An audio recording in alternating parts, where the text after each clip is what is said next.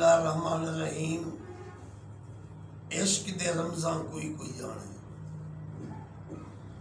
یہ پھر مفتی مکی انگوٹھے چومنے کو خالص بدعت کہہ رہا ہے۔ پتہ نہیں غیر خالص بدعت اس نے کہاں دیکھی ہوئی ہے مفتی صاحب نے۔ تو اب دیکھیے کہ کتنا بے باکانہ اس کی گفتگو ہے، تنزیہ۔ پھر فقیر سلیمانی کا جواب ملاحظہ فرمائیں، انصاف آپ پر چھوڑتے ہیں۔ جو لوگ انگوٹھے چومتے ہیں خالص بدعت، انگوٹھے اپنے چومتے ہو اور احسان حضور پہ کرتے ہو،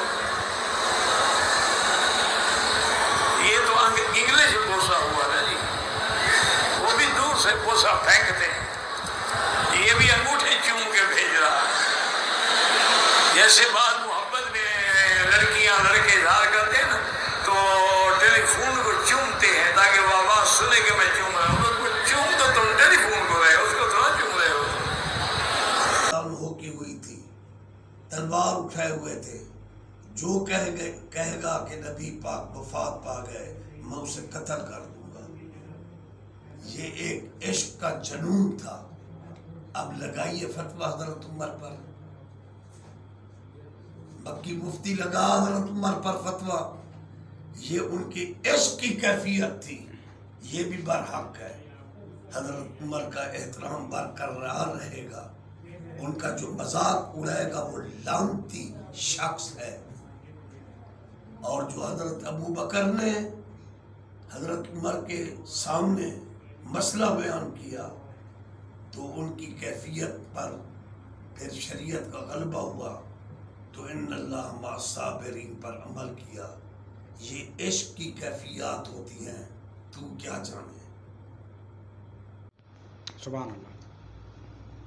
او کوٹ ادو کے مکی صاحب، وہ جو علامہ عبدالستار تونسوی جن کو شیخ العرب والعجم کا آپ لوگ خطاب دیتے ہو، ان کے استاد محترم علامہ عبدالشکور لکھنوی، ان کی کتاب علم الفقہ، اس کا مطالعہ کر، وہ باب اذان میں لکھ رہا ہے کہ مستحب یہ ہے کہ جب اشہاد ان محمد رسول اللہ ہے تو اسی طرح تکبیر الابراہیم کیا جائے اور پڑھا جائے قرۃ عینی بے کا یا رسول اللہ، الصلاۃ والسلام علیکہ یا رسول اللہ، الصلاۃ والسلام علیکہ یا حبیب اللہ۔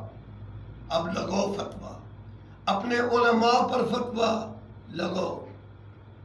یہ دل میں عشق نہیں ہے، بے ادبانہ الفاظ، یہ چوم کر نبی پر احسان کر رہے ہیں، بوسے کو پھینک رہے ہیں، اور جو کعبہ کو نہیں چوم سکتے وہ بوسے کو پھینک رہے ہیں۔ پتہ نہیں یہ کیفیت ان کی اللہ کو کتنی پسند آتی ہو۔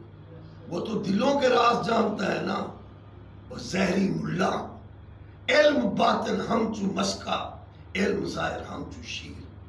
زہری ملا کا علم دودھ ہے، دودھ پھینک بھی سکتا ہے، علم باطن ہم چو مسکا۔ اللہ والوں کا علم مکھن ہے۔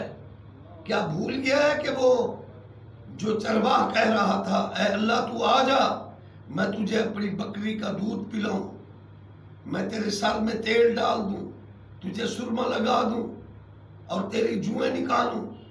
حضرت موسیٰ علیہ السلام نے اس کو ڈانٹا، لیکن اللہ نے فرمایا اے میرے کلیم، تو اس کے عمل کو دیکھ رہا ہے، میں اس کے دل کی کیفیت کو دیکھ رہا ہوں۔ جو ادب والے علماء ہیں وہ کم از کم یہ تکبیر الابراہیم کو مبنی علی الاستحباب لکھ رہے ہیں۔ تو بے باک بے ادب ہے، تو جان اور تیرا معاملہ جانے، تیری عاقبت بہت خراب ہوگی۔ الصلاۃ والسلام علیکہ سیدی یا رسول اللہ وعلی آلکہ و صحابکہ یا حبیب اللہ صلی اللہ علیہ وسلم۔ اللہ حق۔ بسم اللہ الرحمن الرحیم۔ قرآن پاک میں ہے کہ اذکر اللہ ذکرا کثیرا، کثرت سے میرا ذکر کیا کرو۔ اب اس میں صحابہ کرام کے بارے میں ذکر ہوگا کہ وہ کس وقت اللہ کا ذکر کرتے تھے، کس وقت اللہ سے غافل تھے۔ اور قرآن میں درود و سلام پڑھنا یہ تو اللہ کا دعویٰ ہے، میں پڑھتا ہوں، وہ مفتی مکی اللہ کی ٹائمنگ بتا، وہ کس وقت پڑھتا ہے، تو نے وقت کی کیا قید لگئی ہوئی ہے، بتا، بیان کر۔ کیا صحابہ یا ایھا الذین آمنوا صلوا علیہ وسلم تسلیمہ پر عمل نہیں کرتے تھے؟ اور تو نے دشمنی رسول بول لی ہوئی ہے۔ حضور صلی اللہ علیہ وآلہ وسلم نے فرمایا یقرؤون القرآن، قرآن پڑھیں گے، لا یتجاوز عن حناجرہم، ان کے حلقوم سے نیچے نہیں اترے گا۔ نص قرآنی ہے، ان اللہ و ملائکتہ یصلون علی النبی یا ایھا الذین آمنوا صلوا علیہ وسلم تسلیما۔